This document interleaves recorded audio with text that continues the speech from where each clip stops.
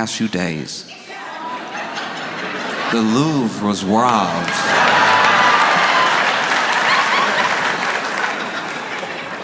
And I have not been able to settle. This is amazing. Okay, so if you're not familiar with the Louvre or the Louvre or whatever,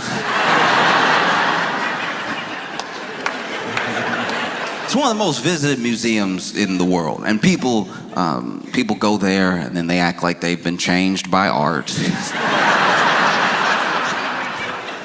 And you ask them what they saw, they can't name anything or anybody. They were just like, no, the Mona Lisa was there, looking unimpressed. Well, there were these robbers that broke in, and they broke in dressed as construction workers, right?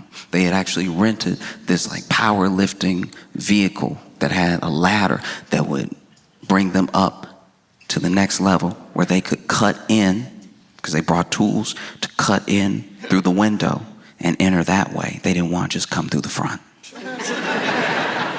And it made sense that they were dressed as construction workers, because Louvre is under construction.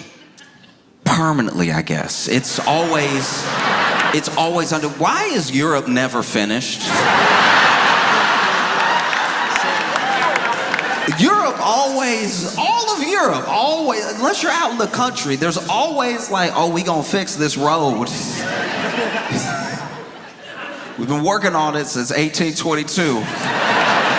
But that's y'all's fault. Y'all keep changing the roads. We just, right when we finished the cobblestone, y'all were like, no, it's asphalt now. And so look, they break in, and they break in with these power tools. They had like an angle grinder and everything. And that's when the alarms were going off and stuff. And then they get in through this museum window. And the part of the museum that they're in is where these rare crown jewels are being held, right? They didn't bother with the Mona Lisa. There was a crowd, there's a line. You'd never make it out. People be like, no, I want to see. And people keep, they keep criticizing the security. They keep criticizing the people that were doing security. But those people did approach them. They were like, hey, you don't. you better not.